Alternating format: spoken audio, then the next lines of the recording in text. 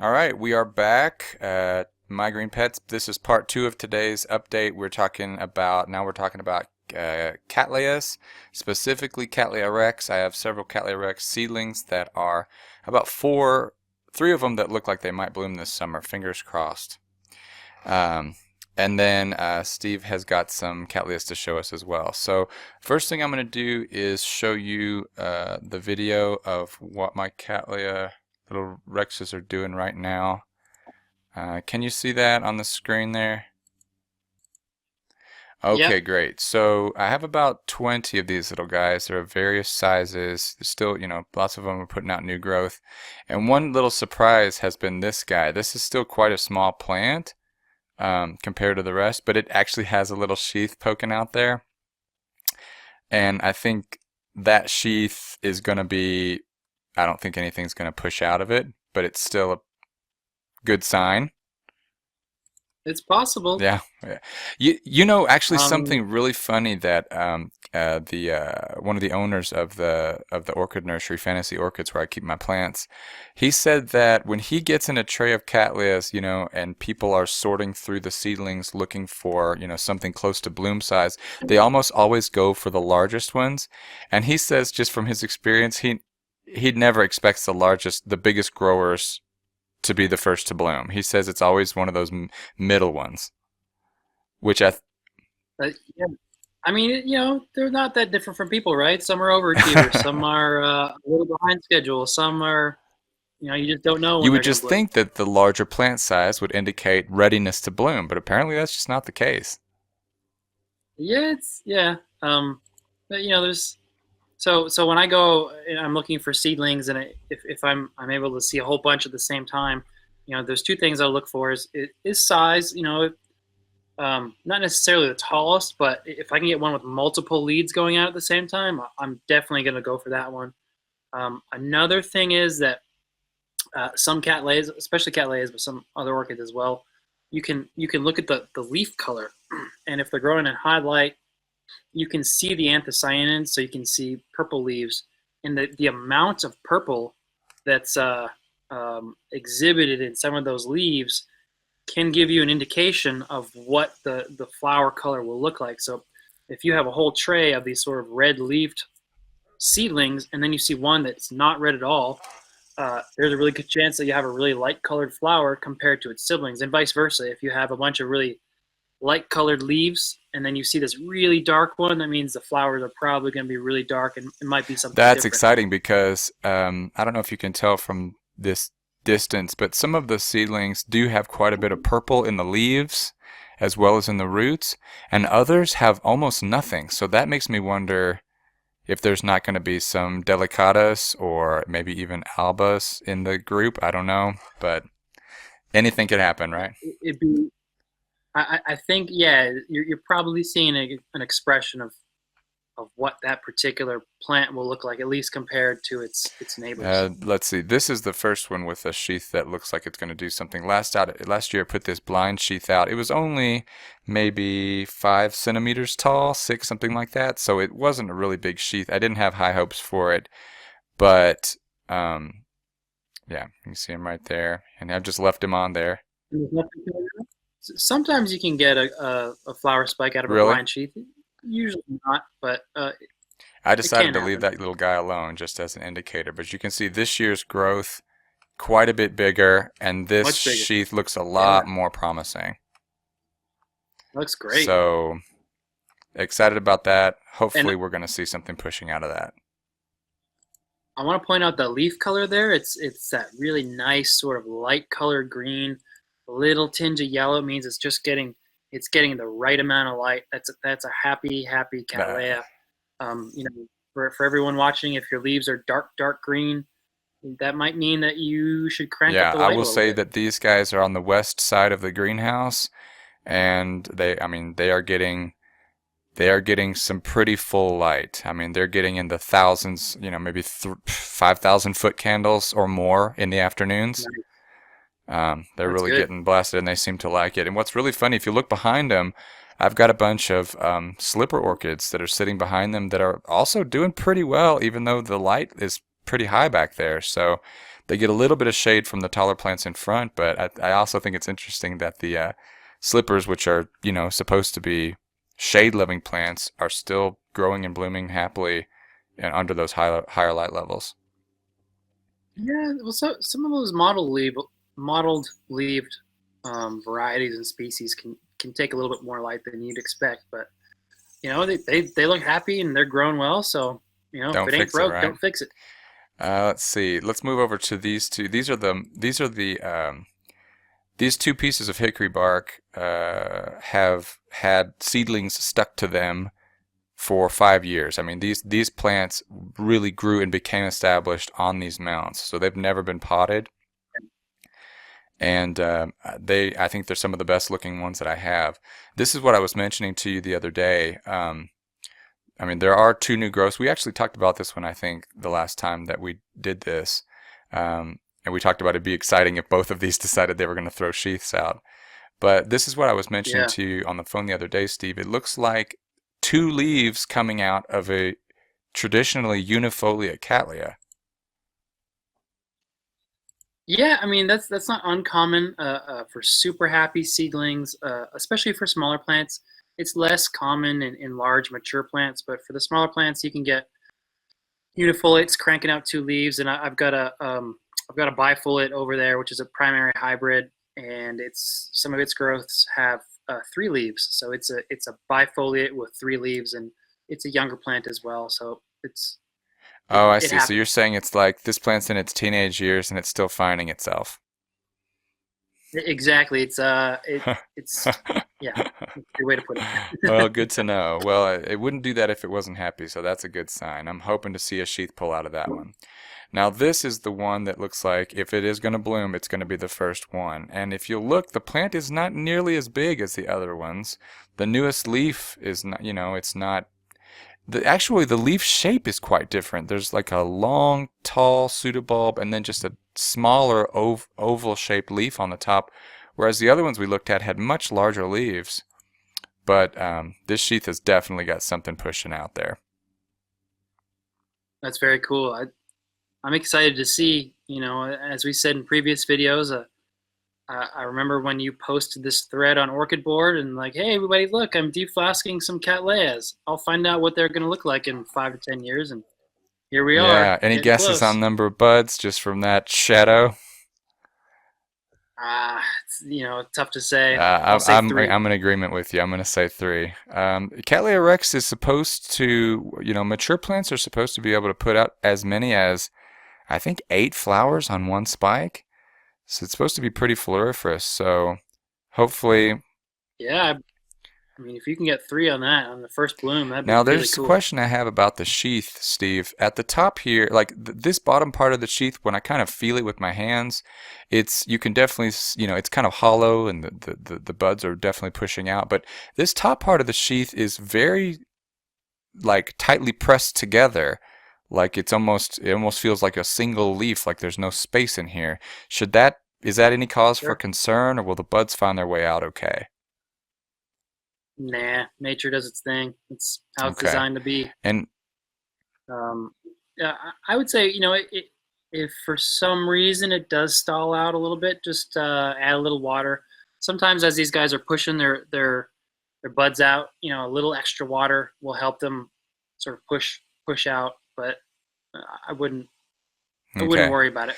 Yeah, that's going to be tough for this plant because it has very few roots right now. So hopefully that will not preclude the bloom. Yeah, and so when you say it has few roots, is that you're saying that because there's a clear pot and you're able to Yeah, see, well, or this plant has been repotted 3 times in the past month. oh, that's I've right. gotten a little bit too excited. As you know, have been having issues with snails eating off the root tips for the entire 5 years that I've had these guys, and this latest growth at the base of the rhizome where the roots poke out, it was so bad this time that even as the root tips barely started poking out, they were immediately eaten off. So there are several, Mm, kind of just dark brown spots where roots were pushing out and they were cut off.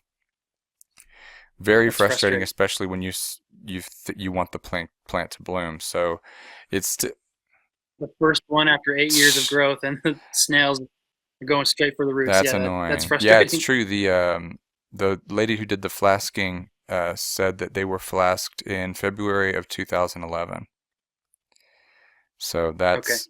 that's it's like growing a tree. Anyway, so yeah, that's it for the Cattleyas. We're just going to be looking at them uh, with bated breath for the next couple months, and first of all, hoping that they are what they were sold to me as, and then that they actually do push out and there's not any major problems. What are some kind of weird things that you see with first-time bloomers? I mean, I've heard that sometimes the first bloom there's just weird things that can happen. So the first bloom is Okay. typically the ugliest. And, you were talking about these plants being teenagers and kind of finding themselves. It's interesting to see that on their first bloom, they usually screw it up. Like most teenagers, they really screw things up pretty good. The flowers can be smaller, they can be misshapen. The bloom count will be much lower. They really, for some reason, they need to practice sometimes to get it right, and sometimes it's the second time, sometimes it's hmm even the third bloom that they're able to make Yeah, the I've noticed magic that when I've happen. taken other plants, other first bloom seedlings into judging, AOS judging, that's often the comments like, well, you can see that you can tell this is a first bloom seedling, and it really must be apparent. Yeah, yeah, and especially for the judges when they're comparing to the plants that they know, or they know the background of the plants and know what the species look like, and then the easy way, of course, is to just look at the number of dried flower inflorescences, and you can tell that it's a first bloom seedling. But like I said, the shape and the color and the floriferousness is almost always wrong the first time. That is encouraging, discouraging, and interesting all at the same time.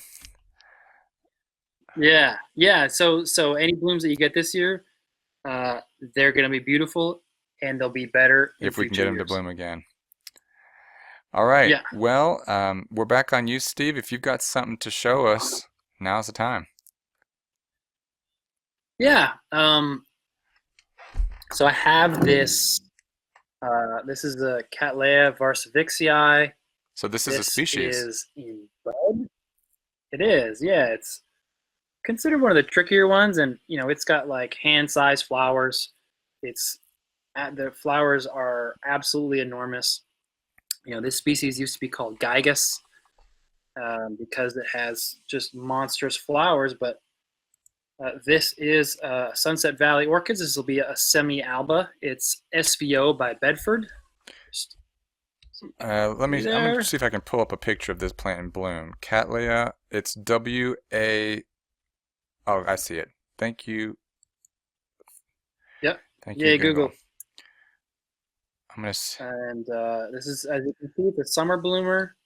And actually, while you're pulling up the pictures, it is one of the most amazingly colored flowers. It's got albas, it's got semi-albas, it's got ceruleas.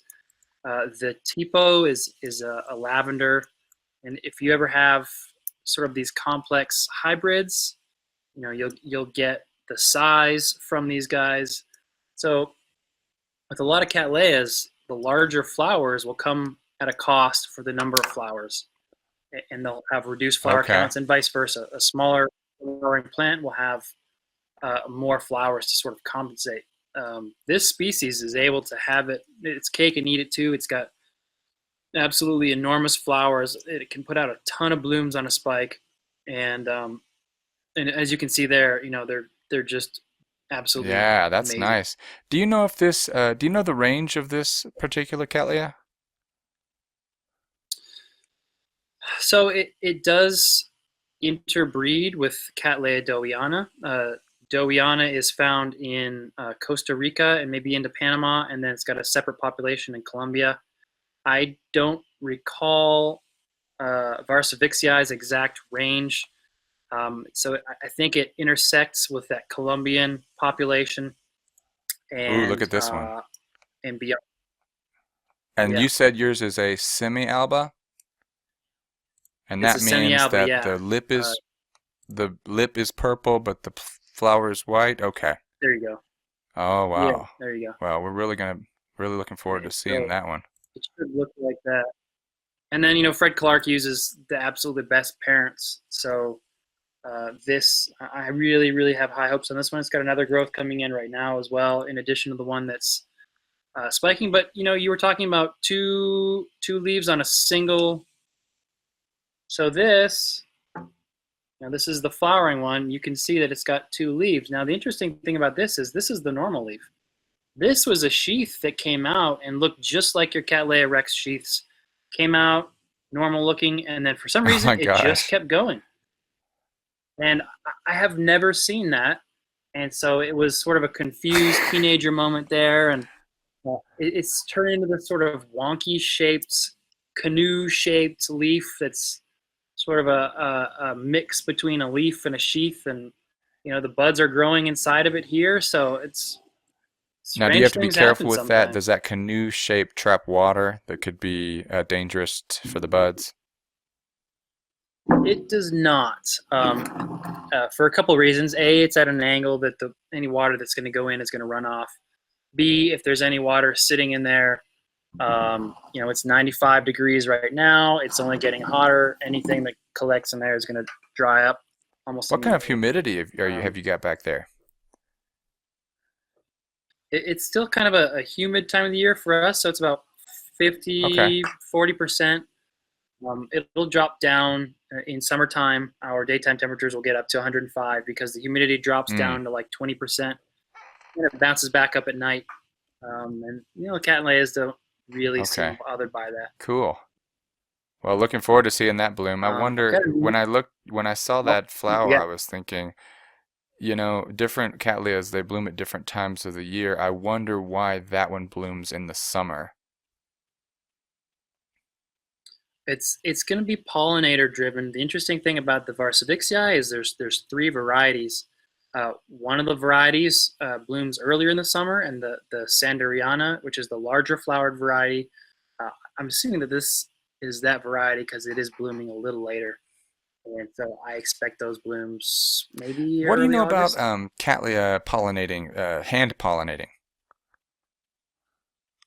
Cattleya hand pollinating it's pretty easy. The pollinia are pretty large, so if this is your flower, you're gonna Uh-huh. have a column coming out, and at the end of the column, I call it Right. the nose in my head. So at the end of the nose, you're gonna have a little cap, and you just pop that cap off, and you'll see typically four yellow pollen sacs in there, and then you can pop them out, and then you put them in another Would you plant or the same recommend plant, putting and one in or trying to put all four in to guarantee that it's going to take and pollinate? one is usually good, two is better, but pollinating more than one Okay. flower is even better than that.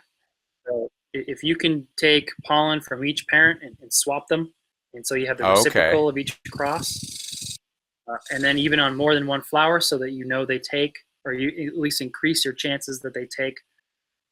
Or if you're doing a selfing, maybe pop those pollen all around And and different put them in flowers. different flowers in When would be the a same good plant. time after the flower opens to think about doing that? That's not something you would want to wait till the end of the flower's life, right?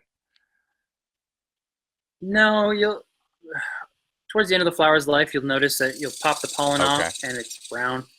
And so even though the flower still looks good, maybe the pollen is not so good, and that's going to drastically decrease your chances of the pollen taking. I like to leave them open for a Okay. week just for my own enjoyment because once you pop that pollen out and you stick it in, that flower dies pretty quickly, and you're sort of left with the pod that swells. So I like to give it about a Give week, it a depending on week. the Now, species. have you got a pet rattlesnake down there somewhere? Because I keep hearing this rattling sound. But those are the katydids and Oh, the okay. cicadas in the Wow. trees. That's kind of an interesting sound. Sounds like it's something's biting your legs down there. Yeah, yeah. I'm just covered in venom right now. Texas. Don't mess with Texas, right? No, yeah. It's everything out here wants to poke you. Okay. So, have you got anything else you'd like to show us today? Yeah, I've got one last flower. This is LC, Cattleya tropical pointer, and the clone is Okay, I think cheetah. I've heard of Uh, this one. This is yeah, this is one that a lot of folks like to have. It blooms for me just about, I don't know, nonstop from maybe May through September, October.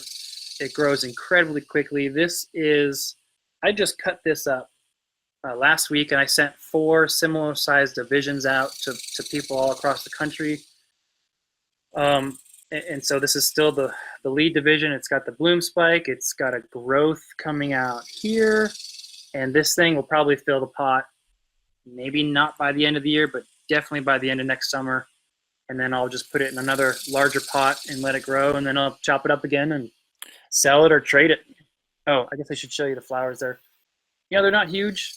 They're not that scented. There's a light fragrance, but they've sort of got a Cattleya violacea shape to them, but with these really cool markings and this bright purple or magenta lip, and the flowers do change color over time. You can get them, the colors will change depending on how hot or how bright things are. It's a really cool plant. I was telling you earlier that it's bulletproof. Normally, if you've got a plant in bloom, you're not going to chop it up. This one, whatever. okay. I'm It'll going do to put just the fine. name of the plant up on the screen in case anybody's interested in obtaining this little guy. Yeah. I'm going to put it right down. Oh, that's big. I don't think you can see it, but I promise it's on there. And then I'm also going to put just if you're interested in contacting Stephen and asking him any questions, or Steve, when you were shipping those plants across the country, did you just kind of put them out there for anybody, or were they meant for specific people?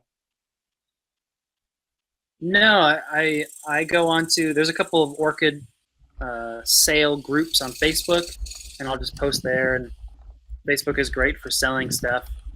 You can sort of add the price, and it's super easy. And that's pretty much how I buy and sell my collection. And I like to keep my orchid hobby revenue neutral. So if I buy $100 worth of plants on PayPal, I'll sell $100 worth of plants, and try and keep it, like I All said, right. revenue neutral. Let's see. Steve's Instagram is isurus. What is it?